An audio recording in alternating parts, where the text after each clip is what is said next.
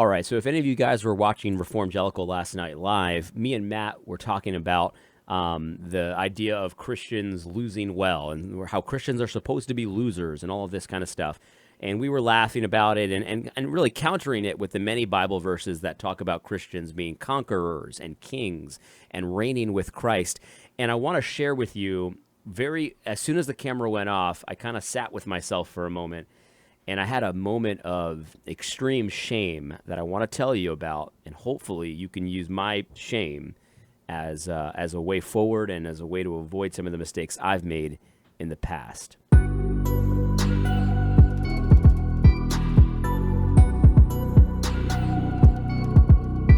Yeah, so let me tell you about what I was ashamed of, and it's something from my past before I was a Christian, and you know there are aspects of it that I even kind of struggle against today, and I want to encourage you in your fight, in your own personal walk with Jesus, that this is something that you need to watch out for in your activities and your actions and stuff like that. And I want to use as a springboard 2 Timothy chapter 2, verses 11 and 12. This is one of those verses that we read it so often, we almost have it memorized, but sometimes we don't stop and think about what it really means. Like if we really internalize this truth, it blows my mind what this verse actually says. This is what the Word of God says. The saying is trustworthy, for if we have died with him, we will also live with him. If we endure, we will also reign with him. Reigning with Christ. That is something that is amazing. And there's a sense in which we have this right now, and then there's a sense in which it'll be fulfilled at the end. At the end, we'll be reigning with Christ. We'll have our thrones with Christ, and we'll be enjoying the fullness of what it means to reign with Christ after the resurrection and all of that kind of stuff. But there's a sense in which that's something that we're supposed to be doing right now. In fact, in the book of Genesis, God gives Adam dominion over everything that he's created and stuff like that. And now we know that in the fall, we gave up that dominion, right?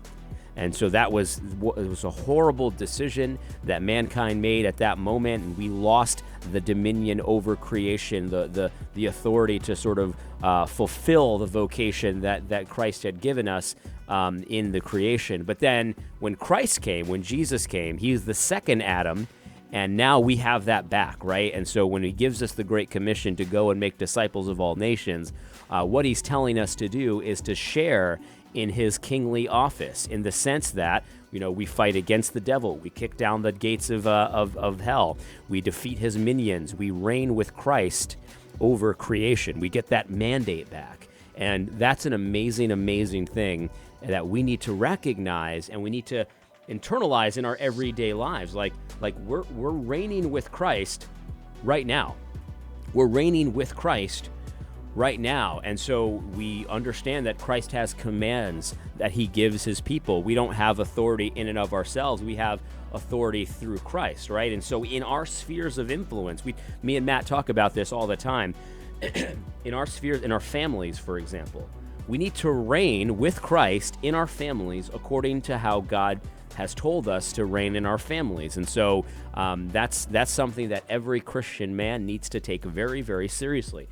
Every Christian pastor likewise needs to reign according to God's rules in his family, and needs to lead the church and rule in the church according to God's commands and things like that. We also often talk about the civil governing authorities as well, that they need to reign with Christ, and they need to understand that they have authority given to them by God, and they have to do things according to God's commands. That's what the Great Commission is talking about, teaching them to observe everything that I've commanded. That means rule and reign with Christ according to Christ's commands in the areas that you have influence. And so for many men, like I'll just talk about myself for an example, and then you can kind of relate to this whatever way you want. For many men, some of us have a small piece of property, right? We have our own home. We have our own families and our own situations. And so we ought to be using that property, whatever it is, if it's land, if it's a house, if it's a condo, whatever it is, or even if you don't own a piece of property like that, but you do own certain things, a car, whatever it is, you should be using those tools for Christ's Christ's kingdom. You should be taking ground and advancing the kingdom and obeying everything he commanded in those areas of influence, those spheres of authority. You should be the king of those things that you own, right? You should be ruling and reigning with Christ according to his commands in the areas that, and it might be smaller, it might be larger. You might have an estate, you might have a lot of property, you might have a little bit, but whatever it is, you need to be showing yourself faithful, ruling and reigning with Christ in the areas that you have authority over, whatever that looks like for you. Now, here's what I'm ashamed of. So, when I lived in New York City, I made a lot of money. And, just to kind of give you an idea, I had an apartment in Midtown. It was a small apartment, but it was an expensive apartment. And it had a view of the Empire State Building from the apartment. It had a deck and a wood-burning fireplace. Like, it was a ridiculously expensive apartment. I could technically afford it, but it was way too much money to be spending on an apartment given my situation. I was living a lifestyle that was indistinguishable from the pagans.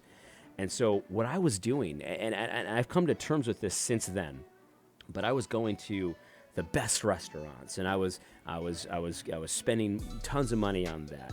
I was going to bars, and I was having drinks served to me and stuff like clubs. You'd go to the club. I don't know if you've never been to a club. There's a very good chance that people that watch this channel have never been to like a New York City club, but they've got private sections. You get a table, you pay for this table, and they serve you drinks and this and that. And I've been to places that no man should ever go to. Talking about places, strip clubs and things of that nature. I'm ashamed of all of that. And I've only recently come to terms with what exactly it was I was doing. I was taking drugs. I was every indulgence of the flesh that you could imagine, I was taking part in. I used to do cocaine. I used to do other kinds of stimulants like that. And I was just like living like a disaster. And it's like, well, why was I doing that? And I think what happened there is that I was attempting to rule and reign, but not with Christ. I was attempting to rule and reign in my own way, and all of it was just an illusion. Like, I was making a lot of money, but I was always spending a few steps ahead. I maxed out credit cards and all kinds of stuff like that. I was always living ahead of where I was making money. So I was making good money, but I was always living ahead of it, right? And this is how I came to myself, by the way. It was like the prodigal son. Like, I was just spending like there's no tomorrow on all kinds of indulgences. And what was I doing? Well, when I went to the restaurant, I was being treated like a king. I was ordering the best foods. They would send me a menu of all these foreign foods, and I would pick whatever I wanted. They'd make it for me. They'd come out with the white, towel on there. How was it? Was it to your liking? Would you like a more drink? And I was being treated like a king. When I went to those bars and I was, doing drugs and stuff like that, what was happening there? Well, they were treating me like a king, someone that was important, someone that was influential. I was paying them for this service, but they were doing it, and so they were like, it was almost like a counterfeit way to be a king, of being a king according to the pagans, though. You see, that's the thing. When you watch movies about pagan kings and stuff like that, what's going on in those movies, right? What's going on? Well, they've got feasts, they've got smorgasbords of all kinds of foreign foods and fruits and all kinds of drinking and stuff like that. They've got magicians and sorcery going on, which is essentially drugs. That's what sorcery is. It's using different psychedelics and things like that. All these things that I was doing. They've got women dancing around and things of that nature. And I'll tell you right now, like that's what I was attempting to recreate when I lived in New York City. I was recreating it, and so I would feel like a king on the weekends. So I'd work all week, and then on the weekends, I would go to bars, restaurants, these clubs, and I would feel like I was somebody important. I would feel like I was ruling and reigning. All I had to do was sign a credit card statement at the end of the night, but I could feel like a king the rest of the time. It was counterfeit. I wasted so much time and so much money on the feeling, the counterfeit feeling of being a king. But you see, the reality is that that desire to reign is not necessarily bad. The thing is, though, you need to reign with Christ. You need to reign according to Christ's principles. You see, what does the Bible say in the Psalm? King David writes about God. He writes about the Lord, and he says, "You make known to me the path of life. In your presence there is fullness of joy. At your right hand there are pleasures forevermore." You see, I was trying to use a shortcut to get to the places that I wanted to be. I wanted to get the pleasures forevermore, but I didn't want it according to God's principles. And so what I did was I exchanged it, the real stuff, the good stuff, the stuff that I'm living right now, I exchanged it for a counterfeit. And all that counterfeit did was dig me into a further and further hole, more and more into depravity, more and more into debt. And it was all counterfeit. I recently looked back at some of my expenses back when I was living in New York City, and it was just insane, the amount of debt that I got into. I was able to get out of it fairly quickly because, God was very kind to me, and I was able to, I had a good job and all that kind of stuff, but it was insane. I would be in such a better position right now had I not done that back then. If I had just ruled and reigned with Christ instead of according to whatever I thought I wanted to do. You see, I was trying to live like a pagan king back then. And what I did was I just faked it for a while. And eventually I couldn't keep up with faking it anymore. I came to the end of myself, and then I converted to Jesus because I understood that what I was doing was wrong. It was sinful. It was awful. I remember I even did something that pagan kings used to do back in the day, like pagan kings back in the day, and even godly kings did this kind of thing. They would try to take other people's wives. They were never satisfied with what was theirs. They would take other people's wives. King David did this, and that's one of the things that I did. One of the worst things I ever did was I had a girlfriend that was married. She was married, and then she broke it off with me, and I felt like, how dare she? How dare she do that to me? That was twisted. And I remember at the time, I wasn't even upset about breaking up a family. I was upset that she had ended it. Like, how dare she do that to me? Because I was pretending that I was like this influential king. Like, how could she do that to the king? That's shameful. That's shameful. So I would suggest that if your life is in a situation right now where you're doing a lot of things that make you feel like a king, but they're actually not the things that God says a king ought to do, that you kind of reevaluate some of that stuff. I know a lot of people that are in trouble with debt and stuff like that, and yet they go out to restaurants all the time. There's nothing wrong with restaurants, guys, nothing wrong at all. But what you're doing when you're going to a restaurant and you're in debt, you can't afford it. You're going to a restaurant on your credit card. You can't really afford going to a restaurant. What you're doing is you're pretending to be a king. There's no reason to pretend to be a king. You don't need to be treated like a king to reign with Christ. You see, because you can obey 2 Timothy chapter 2, verse 11 and 12, regardless of how much money you have, because all God is requiring of you is to obey him and obey his commands in the spheres of influence that he has given you. That doesn't mean you don't try to expand that. Like, you have a certain amount of property or whatever, you want to get more, you want to expand your wealth, you want to have an inheritance to give to your children's children and stuff like that. There's no sin, there's no crime in getting after it so that you have an inheritance to leave to your children's children. In fact, a righteous man does that, but he does it according to Christ's rules and Christ's commands. That's the key here. If we're going to reign with Christ, then we need to reign with Christ. We can't just reign on our own and expect anything to happen, because that's how you end up faking it. And the thing is, people say you fake it till you make it. Oftentimes you fake it and you never make it. So don't fake it. Reign in the areas that Christ has given you as your authority. Don't pretend to be a king in areas where you're not a king. And don't pretend to be a king by disobeying God's law and God's commands. That's a recipe for disaster every single time.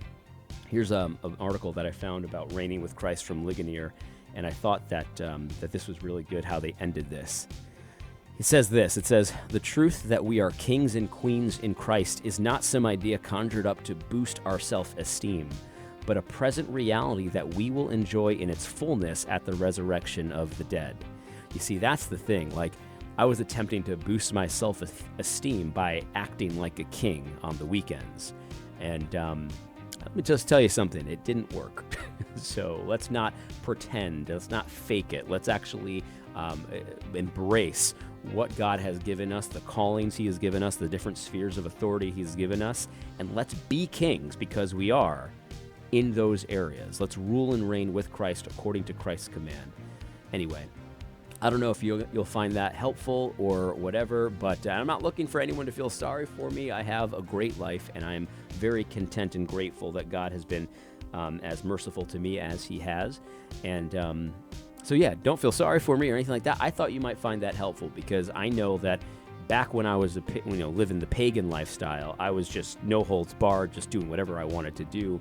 But now I'm reigning with Christ. I'm trying to do things according to God's law and God's commands. But still, there'll be times when I'm like, well, I deserve that though. Maybe I should do that. I deserve that, and I can start to feel that sort of same feeling where it's like.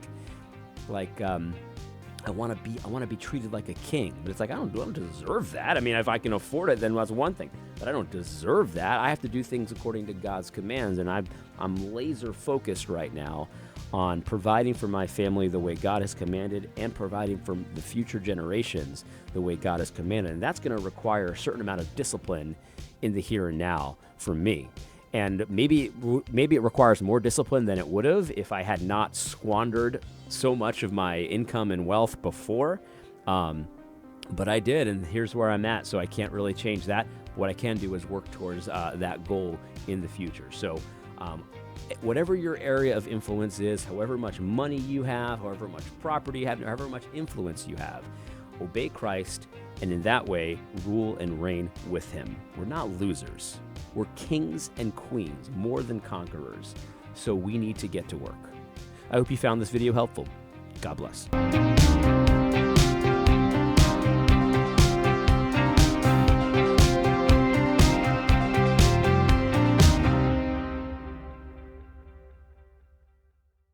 Here's a verse that's directly related to all of this. Give not thy strength unto women, nor thy ways to that which destroyeth kings.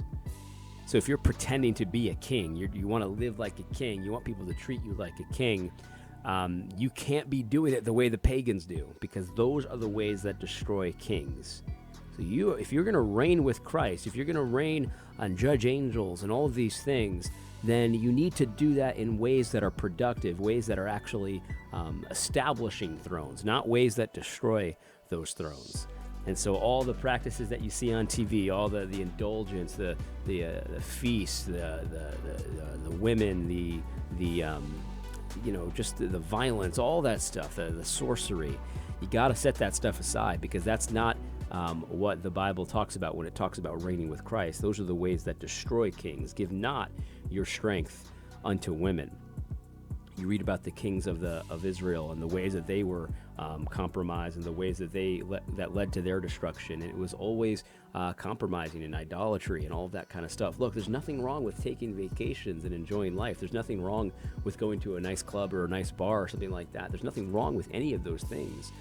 But you have to do them in ways that are congruent, they're compatible with God's commands and God's laws. That's always how we do it. You can't follow God's laws by breaking God's laws. And so you got to think about your ways, you know what I mean? Think about the things that you practice, the things that you do. And are they ways that establish kingdoms, or are they ways that destroy kings?